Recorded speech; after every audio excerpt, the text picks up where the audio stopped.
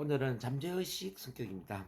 이제 잠재의식 성격이 보면은 용어에 의식, 전의식, 무의식, 잠재의식 이렇게 네 가지 용어가 나옵니다. 이 용어 정리부터 좀 하겠습니다. 자, 의식은 깨어있는 상태. 자, 지금 깨어서 우리가 오감을 지각하는 이 상태가 지금 전부 이제 의식입니다. 의식. 그 다음에 이제 전의식은 뭐냐면은 지금은 머리에 떠오르지 않지만 우리가 조금만 신경을 쓰면은 인식할 수 있는 그 상태가 바로 이제 전의식입니다. 자, 제가 이렇게 한번 질문해 볼게요. 우리 오경수 이사님 국민학교 어디 나오셨어요? 국민학교 어디 나오셨나요? 국민학교에 네, 영주 5개 초등학교 나왔어요. 예, 그렇죠. 저 영교 5개 초등학교 나오셨다고 그랬는데 지금 제 이 질문을 받기 이전에는 초등학교를 어디 나왔는지 생각을 안 했죠. 근데 제가 네. 질문을 하니까 어떤 초등학교 나왔다고 지금 머리에 생각을 하셨거든요. 그래서 이제 네. 질문 받기 이전에는 생각 안 했지만 질문을 받는 순간 우리 머리에 떠오르는 이런 게 있어요. 이게 바로 이제 전의식이죠. 전의식. 음, 평소에는 생각 안 하는데 조금만 신경을 쓰면은 머리에 떠올릴 수 있는 그런 어, 생각 상태. 이게 전의식이다. 이 전의식은 치료를 할 때도 많이 쓰게 됩니다. 우리가 치료를 할 때, 예를 들어서, 자, 이 불안증의 원인에 해당되는 최초의 사건이 언제일까요? 이 불안증과 관련된, 공포증과 관련된, 이 두려움과 관련된 최초의 사건이 언제일까요? 그게 초등학교 졸업 이전일까요? 이후일까요? 뭐 이렇게 이제 질문을 하면은 그 질문에 맞게 어떤 생각을 떠올리게 되죠. 그래서 이제 우리가 치료를 하는 게 굉장히 쉬워지는데, 전의식은 이렇게 바로 우리가 질문을 통해서 언제든지 인식할 수 있는 그 상태가 바로 전의식이다. 그렇게 이해를 하면 되겠습니다. 그다음 무의식과 잠재의식은 같은 용어입니다. 근데 이제 우리가 무의식보다는 잠재의식이라는 용어를 많이 쓰는 이유는 이 프로이트가 무의식을 부정적으로 많이 인식을 시키다 보니까 무의식 하면 뭔가 조금은 부정적인 것처럼 느껴져요. 뭐 그래서 제가 체면 시간에도 이야기 드렸지만은 무의식은 어떤 성충동이 억압이 되어 있거나 뭐 기독교적인 죄의식이 억압이 되어 있는 그런 게 무의식 아니냐. 그래서 우리가 무의식을 들춘다라는 것은 남들한테 보이기 싫은 수치스러운 그런 나의 내면을 들추는 것 같고 부정적인 어떤 그런 과거의 경험이 드러나는 것 같고 그래서 이제 무의식을 상당히 부정적으로 보는 경향이 있다는 거죠. 근데 우리가 이제 NLP적으로 본다든지 또 에릭슨 체면 차원에서 바라본다면 이 무의식은 굉장히 긍정적인 거죠. 이제 긍정의 자원의 저장소다. 이렇게 볼 수 있습니다. 긍정 자원의 저장소. 자원이라는 거는 지난 시간에 제가 NLP 전제 조건에서도 설명했지만은 자원이 없는 사람은 없다고 그랬죠. 뭐 행복의 자원, 자신감의 자원, 성취감의 자원, 뭐 열정의 자원. 우리는 과거에 좋았던 그런 경험들 다 갖고 있습니다. 과거에 한 번이라도 행복했던 경험이 있다면은 지금 당장 행복감을 우리는 느낄 수 있죠. 과거에 단 한 번이라도 자신감을 느낀 경험이 있다면은 지금 당장 자신감을 느낄 수가 있죠. 왜냐? 그 경험을 다시 머리에 떠올려서 연합할 수 있다면. 그리고 미래에 우리가 원하는 것도 더 자원이 될 수 있어요. 우리가 지금 NLP 체면을 제대로 공부를 해가지고 뭐 내년 2024년도에 멋진 강의를 하고 우리 이상희 이사님 같은 경우는 박사 학위를 받고 예를 들어서 이제 이렇게 내가 원하는 뭔가를 성취할 수 있다면 그 원하는 걸 성취하는 생각을 한 것만 가지고도 기분이 좋아지고 왠지 모르게 희망이 생기고 또 비전 목표가 생길 수가 있습니다. 이런 것도 자원이 될 수 있어. 그래서 이제 우리 무의식 안에는 이렇게 긍정의 자원들이 다 저장이 되어 있기 때문에 무의식은 절대 부정적이 아닙니다. 그럼에도 불구하고 이제 사람들은 무의식을 부정적으로 봤다는 거죠. 그리고 또 이제 이 무의식은 어, 또 잠재 능력의 저장소일 수가 있습니다. 자, 무의식은 다른 말 잠재의식이라고 하는데 이 잠재의식 안에 잠재 능력이 잠들어 있죠. 그러니까 내 안에 잠든 거인을 깨우라 그 책 제목처럼 자, 거인이 잠들어 있다면 거인. 잠재 능력, 무한한 잠재 능력. 인간은 무한한 잠재 능력이 있는데 자, 연구를 해보니까요. 아인슈타인이 그 능력 중에 한 15% 정도를 썼다라고 그래요. 근데 평범한 사람은 죽을 때까지 2에서 5% 정도 능력만 발휘하고 그 이상 능력을 쓰지 못한답니다. 즉 97에서 98 정도의 능력은 써먹지를 못하고 이 세상을 떠난다는 거죠. 그래서 이제 우스갯소리로 이렇게 이야기합니다. 가장 부유한 장소가 어딘지 아느냐? 가장 부유한 곳은 63 빌딩도 아니고요. 은행도 아니에요. 가장 부유한 곳은 바로 공동묘지라고 합니다. 공동묘지. 왜냐? 공동묘지에는 여러 가지 재능들이 널려 있어. 음악적인 재능, 강의의 재능, 돈을 버는 재능, 인간관계의 재능, 수많은 재능들이 널려 있다는 거죠. 사람들이 태어나서 제대로 한번 그 능력을 써먹지도 못하고 그 능력을 사장시킨 채 공동묘지에 묻혔다는 거죠. 그래서 이렇게 이제 무한한 잠재 능력이 잠들어 있는 곳이 바로 이제 잠재의식이자 무의식이다. 이렇게 본다면은 우리가 이제 체면을 하고 NLP를 하는 건 뭐냐? 자, 체면을 하고 NLP를 하는 것은 바로 이 무한한 잠재 능력을 일깨우는 거예요. 우리 무의식 잠재의식 속에 잠들어 있는 이 무한한 잠재 능력을 일깨워서 그 잠재 능력을 최대한 많이 발휘할 수 있도록 도와주는 게 바로 최면 NLP다. 이렇게 이해를 할 수 있습니다. 그 밑에 그림을 보면은, 자, 의식이 빙산의 일각이라면은 무의식은 그 수면 아래에 잠재되어 있는 부분으로 이렇게 설명이 되고 있죠.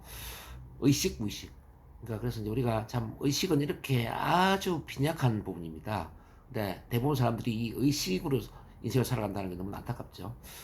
그래서 우리가 이 NLP 체면을 통해서 잠재되어 있는 이 무의식, 잠재 의식을 수면 위로 올려서 그 잠재 능력을 발휘하도록 돕는 게 중요합니다. 그렇게 말씀을 했고요. 그 다음 페이지. 자, 무의식적 반응과 잠재의식 같은 데 보시기 바랍니다. 자, 무의식적 반응은 뭐냐면요. 사고, 감정, 행동, 반응에 있어서 자동화된 반응, 뭐 자연스러운 반응, 습관적인 반응, 저절로 일어난 반응, 나도 모르게 하는 반응, 별 생각 없이 하는 반응. 이런 것들이 전부 무의식적 반응입니다. 자, 나도 모르게 뭐뭐 하고 있는데 이게 긍정적이냐 부정적이냐를 따져봐야 돼요. 나도 모르게 막 우울해지고 불안해지고 외롭고 고독하고 죽고 싶고, 그렇다면 이거는 이제 부정적인 프로그래밍이 설정되어 있는 거잖아요. 근데 반대로 나도 모르게 가슴이 뛰고 흥분되고 자신감이 넘치고 열정이 넘치고 어떤 미래의 어떤 비전, 희망, 뭔가 일이 잘 될 것 같고, 뭐 이렇다면 굉장히 긍정적인 프로그래밍이겠죠. 그래서 이제 평범한 사람과 성공한 사람의 차이는 프로그래밍의 차이가 있다. 이걸 이해를 하셔야 돼요. 자, 프로그래밍의 차이가 있다. 프로그래밍, 이른바 나도 모르게 하는 반응이 긍정적이냐 부정적이냐 이런 차이가 있다는 뜻이죠. 고 정주영 회장님은 새벽 4시에 잠을 깨면은 항상 이런 느낌이 들었대요. 오늘 할 일을 생각하면 너무 가슴이 뛰어가지고 도저히 침대에 누워 있을 수가 없었다라는 이야기를 합니다. 그래서 고 정주영 회장님은 죽는 그날까지 새벽 4시 이후에 늦잠을 잔 적이 없이 4시 되면 칼같이 침대에서 일어났다는 거예요. 자, 이건 어떤 프로그래밍이죠? 굉장히 긍정적이고 성공적이죠. 자, 4시에 벌떡 일어날 수 있는 그런, 나도 모르게 벌떡 일어날 수 있는 이런 건 참 긍정적이다. 그리고 이제 서해안 간척 사업을 할 때도 이제 이런 이야기를 합니다. 사람들이 많이 반대를 했죠. 어떻게 바다를 메꿔가지고 농토를 만들어요? 이렇게 이제 반대를 할 때 이런 이야기를 합니다. 당신네들은 저기에 돈이 날아다니는 게 보이지 않아? 당신네들은 돈이 날아다니는 게 보이지 않아? 이런 이야기를 합니다. 내가 내 눈엔 돈이 보이는데, 돈이 날아다니는 게 보이는데 그게 안 보여? 해보기는 해봤어? 해보기나 했어? 뭐 이런 질문을 합니다. 그러니까 정조영 회장 같은 경우는 뭐든지 가능하다라는 그런 사고를 하는 거죠. 뭐든지 가능하다. 그래서 이제 도전하고 항상 추진하고 뭐 이런 것들이 이제 자동화된 반응들이죠. 그래서 이제 이 자동화된 반응을 우리가 이제 긍정적으로 바꿔야 된다는 거죠. 마치 이제 이 자동화된 반응은 톱을 가지고 나무를 베는 것과 비슷해요. 날이 빠져 있는 톱을 가지고 나무를 베면 어떨까요, 여러분들? 날이 빠진 톱으로 나무를 벤다면은 나무를 잘 뺄 수가 없겠죠. 근데 날이 아주 날카로운 전기 톱을 가지고 나무를 벤다면 나무를 아주 쉽게 뺄 겁니다. 그러겠죠? 그래서 우리가 자동화된 반응이 뭐 긍정적이고 희망적이고 사랑이 넘치고 열정이 넘치고 뭐 도전적이고 모험적이고 이렇게 정말 긍정적이라는 것은 날이 날카로운 전기톱을 가지고 나무를 베는 것과 같은 힘을 발휘합니다. 즉 우리 삶을 아주 멋지게 살아갈 수 있는 그런 힘을 발휘한다는 뜻입니다. 이런 반응이 되기 위해서는 우리가 변화를 해야 되거든요. 자, 변화를 해야 되는데, 자, 모든 학습 행동 변화는 잠재의식 차원에 일어난다라는 걸 이해를 해야 돼요. 이건 NLP 가정입니다. 모든 학습 행동 변화는 잠재의식 차원에 일어난다. 근데 대부분 사람들은 의식 차원에 한두 번 해보다가 그만둔다라는 거예요. 그러니까 잠재의식 차원의 변화를 이끌지 못하죠. 자, 잠재의식 차원에 나도 모르게 자동화된 반응이 될 때까지 반복을 해줘야 되는데 그 이전에 멈춘다라는 거죠. 그래서 그 다음 페이지에 넘겨보면은 의식 무의식의 통합이라는 게 나와요. 여기 보세요. 자, 의식 무의식의 통합. 진정한 변화를 하려면은 의식과 무의식의 통합을 해야 돼. 의식적 마음과 무의식적 마음이 결합이 되어야 됩니다. 의식의 마음은 뭐 어떤 역할을 해야 되느냐? 바로 관심과 노력을 기울여야 합니다. 자, 의식 마음 옆에 이렇게 쓰세요. 관심과 노력. 관심과 노력. 그 다음에 하나 더 써줍니다. 선택과 집중. 선택과 집중. 선택과 집중. 그 다음에 또 하나 더 써줍니다. 결단. 결단. 자, 의식이 하는 것은 관심과 노력입니다. 자, 오늘 두 분 우리 이사님께서 새벽까지 일어나가지고 지금 시간을 투자하고 있죠. 자, 줌 강의에 시간을 투자하고 있습니다. 이게 바로 관심과 노력입니다. 또 제가 유튜브 동영상 올려드리면 또 동영상을 시청을 하게 되고 다시 공부를 하게 되잖아요. 이런 것도 이제 관심과 노력입니다. 또는 일요일날 우리 부천에 와서 하루 내내 저랑 같이 공부를 하게 되죠. 이런 것도 관심과 노력이에요. 그러니까 시간도 투자해야 되고 에너지도 투자해야 되고 돈도 투자해야 되고 이런 것은 바로 이제 의식이 하는 겁니다. 의식. 자, 불편하지만 어색하지만 뭔가를 도전하게 되고 집중하는 거 이거 의식이 하는 거죠. 자, 많은 사람들이 변화를 못하는 이유는 뭐냐면요. 불편하고 어색하기 때문에 한두 번 해보다 그만두는 거예요. 자, 불편하고 어색하기 때문에 또는 두렵기 때문에. 근데 우리가 원하는 것은 처음부터 편안한 게 아니에요. 우리가 원하는 것은 처음에는 불편하고 어색하죠.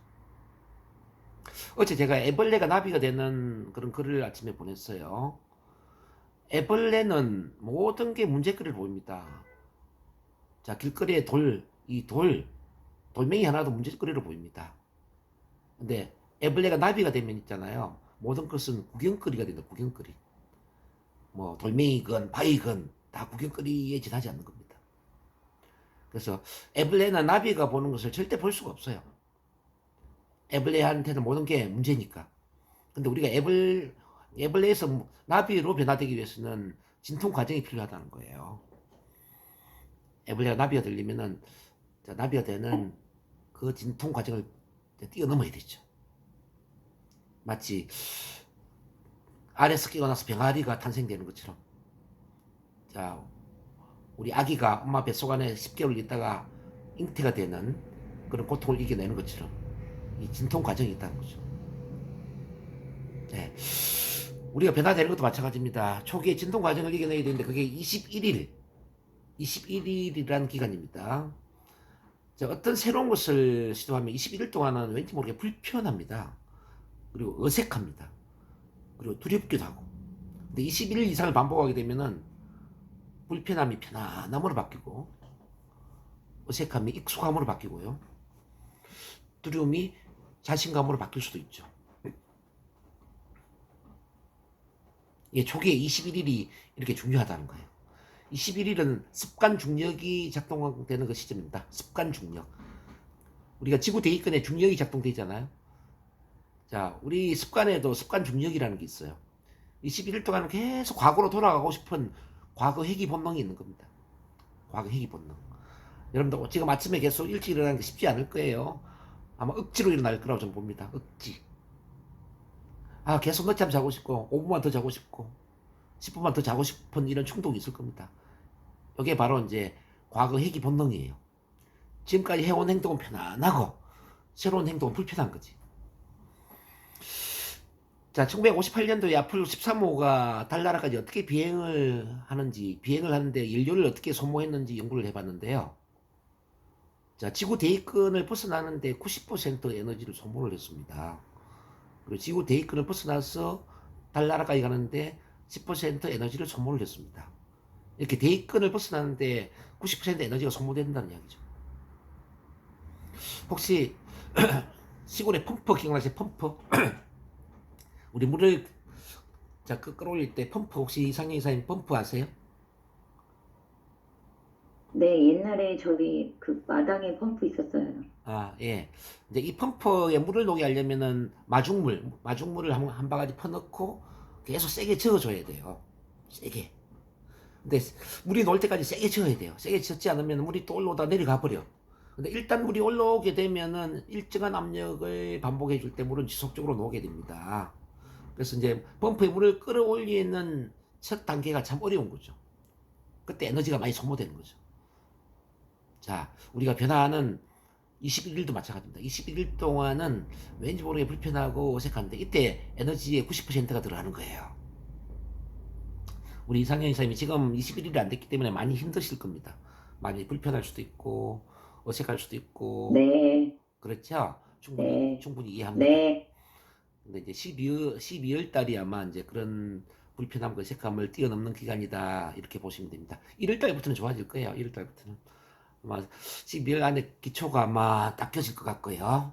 그 기초 토대 위에 아마 1월부터 좀 편안하게 가지 않을까 이렇게 기대가 됩니다.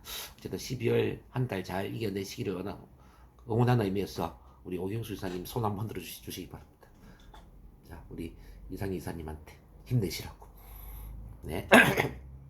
자, 이렇게 이제 의식의 힘이 중요한 거 아시겠죠? 의식은 21일 동안 관심과 노력을 집중해라. 뭐, 그 이상 당연히 집중을 해야지. 근데 21일만 잘 이겨내면 그 다음은 좀 편안하게 갈 수 있다라는 거 말씀드립니다. 그리고 이제 두 번째 무의식적 마음은 프로그래밍, 그러니까 새로운 프로그래밍이 작동됩니다. 자, 무의식적 마음 옆에 쓰세요. 새로운 프로그래밍.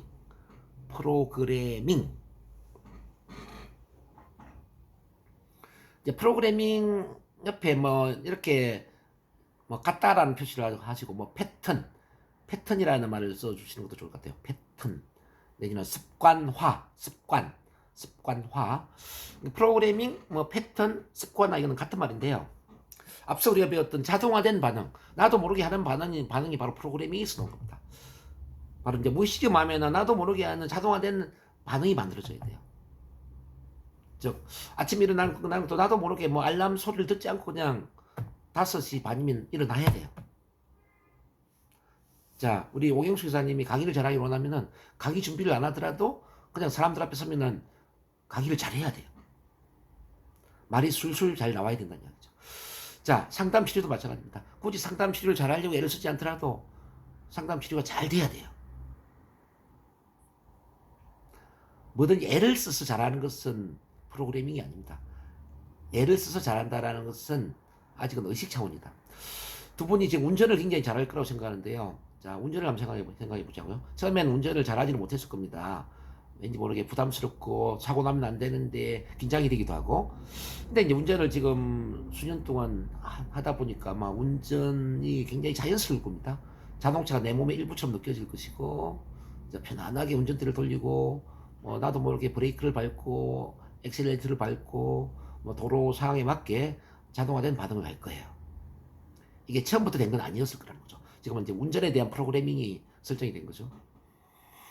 자, NLP적인 사고를 하는 것도 같은 맥락입니다. 어제 전제 조건 우리가 공부했는데 그 16가지 전제 조건을 내 삶에 적용시켜서 그 전제 조건에 맞게 생각하는 것 이런 것도 처음에는 좀 어색해요. 불편하죠. 근데 계속 하다 보면은 나도 모르게 그 전제 조건에 맞는 생각을 하게 된다는 거죠. 전제 조건에 맞는 생각을 한다는 이야기는 초긍정, 절대 긍정적인 생각을 할 수 있다는 걸 의미합니다. 자, 여기까지 이해되셨나요? 근데 이제 이 프로그래밍을 설정하는 게 일반적인 사람들은 정말 의식적으로 노력을 많이 해야 되거든요. 뭐 21일, 뭐 50일, 100일, 1000일 정말 어쩌면 단련을 해야 될 수도 있어요. 단련. 단련의 단은 똑같은 걸 1001을 반복한다는 게 단이에요. 련은 뭐냐면은 만일을 반복한 게 련이에요. 련. 1001을 반복하면 단이 되고 만일을 반복하면 연이 된다. 그럼 이 단련을 하려면 도대체 얼마나 반복한다는 거죠? 수년, 수십 년을 반복한다는 거죠. 이건 우리가 하는 게 쉽지 않잖아요. 근데 희소식이 뭐냐면요. 트랜스의 힘을 활용하면은 그렇게 천일 만일을 반복하지 않더라도 빠르게 프로그래밍이 설정되는 거예요. 그래서 아인슈타인은 이런 이야기 하죠. 상상력의 힘은 의지력보다 수천 배로 큰 힘을 발휘한다는 거예요. 모든 예술가들, 모든 뭐 위대한 사업가들, 정치가들, 위대한 업적을 이룬 이런 사람들은 트랜스 힘을 항상 활용하고 있었다는 거죠. 그래서 우리가 새로운 프로그래밍을 하려면 트랜스 힘을 활용해야 돼요. 즉 최면 NLP를 활용해야 된다는 거죠. 이 최면 NLP의 힘을 활용하면 굳이 천일 만일이 아니라 한두 번 반복하는 것만 가지고도 한두 번 치료를 받는 것, 뭐 한두 번 눈을 감고 상상하는 것 이런 것만 가지고도 새로운 프로그래밍이 되는 게 많이 있단 말이에요. 우리 오경수 교사님은 그런 경험을 해보셨죠? 자, NLP 한두 번 치료를 통해서 피자를 끊었던 그런 기억이 아마 있을 겁니다. 그리고 자, 뒷동산에 산책을 가는 게 재밌게 느껴지고, 그죠? 운동을 하는 게 재밌게 느껴지는 그런 새로운 프로그래밍이 설정된 기억이 있죠? 그래서 옛날에 네. 뭐 다이어트에 성공했던 걸 저는 알고 있습니다. 이게 바로 트랜스의 힘이거든요. 우리가 이 트랜스 힘을 잘 활용해야 된다. 자, 그거 일단은 먼저 하고, 그 다음에, 뒤쪽에 28P 학습의 4단계를 조금 한 2장 습장기를 한번 넘겨봐봐요. 습장 넘기면은 학습의 4단계라는 게 나와요. 요걸 먼저 좀 보겠습니다. 학습의 4단계. 예, 보셨나요? 오케이. 학습의 4단계를 먼저 연결시켜서 공부를 합니다. 자, 이 무의식적 반응을 이해하려면 또 학습의 4단계를 같이 이해를 해주면 참 좋아요. 우리가 어떤 걸 학습할 때, 어떤 걸 공부를 할 때, 우리는 이 학습의 4단계를 거치게 되는데요. 자, 1번은 인식하지 못하는 무능력 단계, 2번은 인식하는 무능력 단계, 3번은 인식하는 능력 단계, 4번은 의식하지 않는 능력 단계 이렇게 봅니다. 자, 다시 1번에 인식하지 못하는 무능력 단계라는 게 뭐냐면은 내가 무엇을 모르는지 모르고 살아가는 단계예요. 무엇을 모르는지조차 모르고 살아간다. 자, 두 분이 운전을 한번 생각을 해보자고요. 두 분 이사님이 어렸을 때 자, 면허를 따기 이전에는 아마 운전에 별로 관심이 없었을 거예요. 뭐 중학교, 고등학교 다닐 때는 운전에 관심이 없었을 겁니다. 이제 운전을 잘하고 못하고 별로 신경 쓰지 않고 살아갔을 거란 이야기죠. 근데 이제 나이가 20대가 넘었어. 그리고 사회생활을 할 때, 남들은 자가용을 갖고 있네? 나도 자가용이 필요하겠는데? 그럼 내가 운전면허를 따야지? 난 운전을 못하고 있네? 자, 내가 운전을 못하고 있다는 걸 인식하는 거야. 그리고 운전이 필요하다는 걸 내가 느끼지.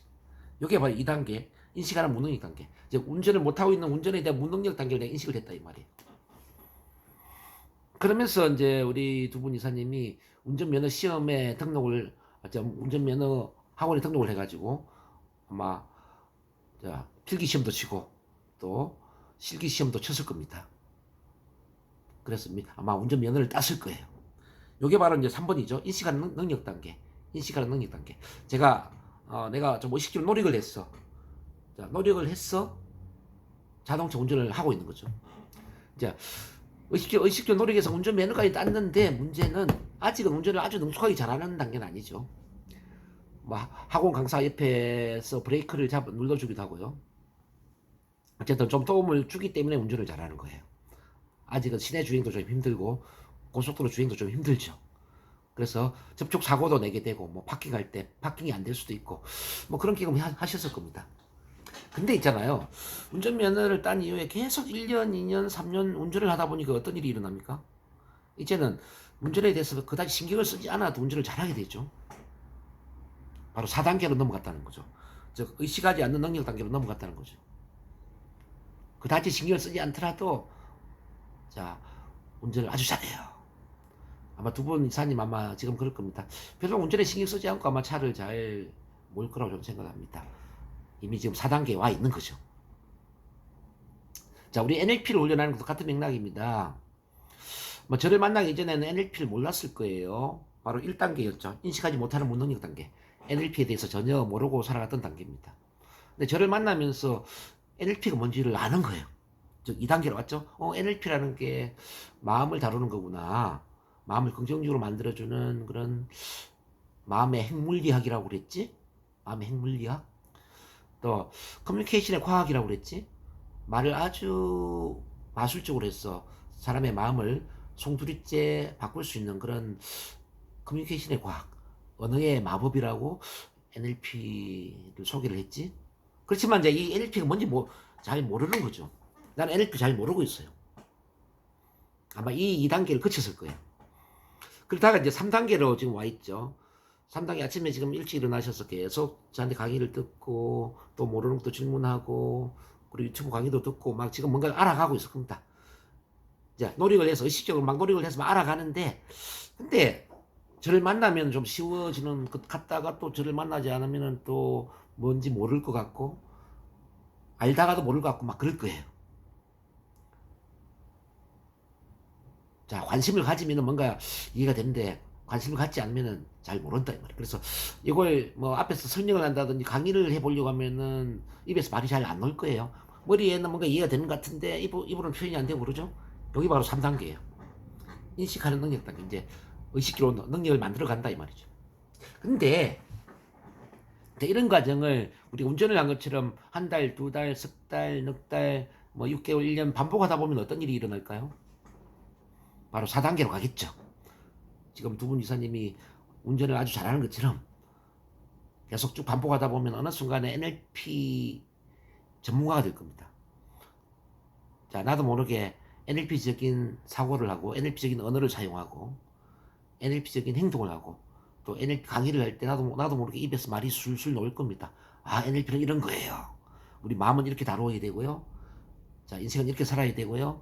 사람들과 커뮤니케이션 할 때는 이렇게 소통해야 되고 뭐 라포는 이런 것이고 이렇게 치료를 해야 되고 이렇게 상담을 해야 되고 이렇게 강의를 해야 되고 뭐 나도 모르게 어떤 그런 NLP 관련된 이야기를 하는 게 쉬워질 겁니다. 요게 4단계인데 근데 그 4단계로 갈 때까지 우리 두 분 이사님이 자, 그 답답함, 어떤 지겨움 이런 걸 이겨내셔야 됩니다. 그래서 지난 시간에도 제가 말씀드렸지만은 어떤 전문가가 된다라는 것, 고수가 된다라는 것은 쉽고 단순한 것을 지겹도록 반복할 때 가능하다는 거죠. 지겹도록 반복할 때.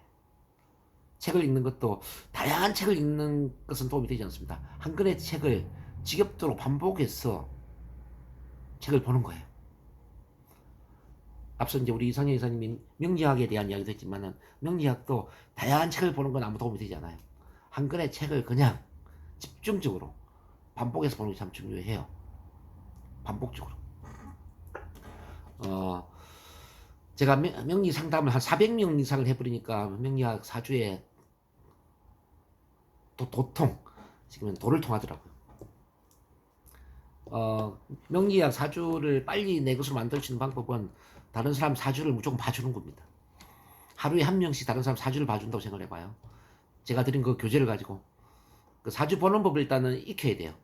그래서 한번 두 분 이사님도 저를 한번 만날 때 개인적으로 사주를 어떻게 보는지 그 교재를 통해서 어떻게 보는지 이걸 좀 훈련하시고 그러면서 여러분들이 아는 사람들의 생년월일 뭐 태어난 시 이런 걸 뽑아서 매일 한 명씩 사주를 봐주는 훈련을 하다 보면 처음에 한 10명을 볼 때까지는 좀 어색하겠죠. 근데 50명을 보고 100명을 보고 200명을 보고 이렇게 사주 봐주는 사람들이 많아질수록 사주 명리학의 도를 통하게 될 겁니다. 공부를 해서 잘하는 게 아니에요. 실행을 하기 때문에 잘하는 겁니다. 실행. 자, 이 NLP도 같은 맥락인데요. 계속 강의만 들어서 잘하는 게 아니라 내가 실제 강의 현장에서 써먹을 수 있을 때, 실제 뭐 상담 현장에서 써먹을 수 있을 때 이 NLP가 내 것이 되는 거죠. 그래서 어제 이제 우리 오경수 이사님께도 전화로 제가 말씀드렸고 또 우리 이상현 이사님과도 전화 통화를 했지만은 앞으로 이제 두 분이 가르치는 훈련을 같이 하기로 결정이 됐죠. 월요일부터 금요일까지는 제 강의를 듣고 토요일은 그 주에 공부한 것을 30분씩 강의 준비를 하셔가지고 토요일 날은 두 분이 발표를 하는 거예요. 두 분이 줌 강의를 하는 겁니다. 그리고 제가 30분 동안은 그 강의에 대해서 피드백을 하는 걸로 그렇게 토요일은 진행을 하려고 합니다. 괜찮죠? 네. 자, 어쨌든 이제 결정된 거니까 그렇게 하는 걸로 그렇게, 그래서 이제 토요일 30분 강의하는 데서 아마 여러분들 실력이 굉장히 많이 향상될 거라고 생각합니다. 자, 가르치기 위해서 공부를 하면 공부를 아주 잘하게 됩니다. 가르치는 것이 빨리 배우는 것이고요. 가르치는 것이 가장 빠르게 이해하는 것이고, 가르치는 것이 빨리 또 내 것으로 소화할 수 있는 방법입니다. 그런 점에서 이제 이 4단계 위에 한 가지 단계가 더 있거든요. 5번을 하나 썼어요. 5번. 5번에 이렇게 썼어요. 가르치는 단계 이렇게 썼어요. 가르치는 단계. 우리가 학습을 옛날에 4단계로 봤는데 지금은 5단계까지 봅니다. 학습의 4단계를 5단계로 고치세요. 4를 5로 고치고 학습의 5단계로 바뀌어지면서 바로 5단계는 뭐냐면 가르치는 단계다. 그래서 뭔가를 우리가 학습했다는 것은 뭔가를 가르칠 수 있을 때 완성이 되는 거죠. 아직 나는 가르치지 못해 그러면 완성된 게 아니에요. NLP를 여러분들 가르칠 수 있을 때 그때 NLP 전문가가 되는 거예요. 그래서 토요일에 가르치는 걸 보고 정말 잘 가르친다라는 것들이 검증이 되고 확정이 되면은 제가 NLP 트레이너 자격증을 드릴 수도 있습니다. 트레이너라는 것은 NLP를 가르치는 강사 자격증이에요. NLP 프랙티셔너와 NLP 마스터 프랙티셔너 자격증 과정을 운영할 수 있는 자격이 바로 트레이너입니다. 제가 지금 가르치는 것처럼 두 분 이사님이 NLP 프랙티셔너, NLP 마스터 프랙티셔너 자격증 과정을 하면서 다른 사람들에게 NLP 자격증을 수여할 수 있습니다. 멋지지 않아요? 네, NLP 자격증을 수여할 수 있었어요. 그러면은 네, 멋져요. 네, 그래서 예를 들어 이상형 이사님 같은 경우는 강의를 잘 하시니까요. 뭐 네, 아는 의정부에서 이제 예를 들어 사람을 모집하는 거예요. NLP 배우고 싶은 분 저한테 배우세요. 그렇게 하면 NLP 프랙티셔너 배우는데 기본 150에서 200만 원을 받을 수 있어요.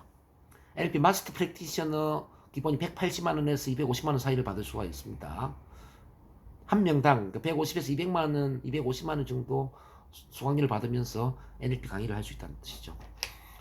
자, 그렇게 되는 날이 곧 올 거라고 저는 봅니다. 자, 여기까지 이해가 다 되셨습니까? 자, 학습의 4단계 이해가 되셨으면 손 한번 흔들어 주시기 바랍니다. 오케이. 너무 잘 따라오셔서 감사합니다.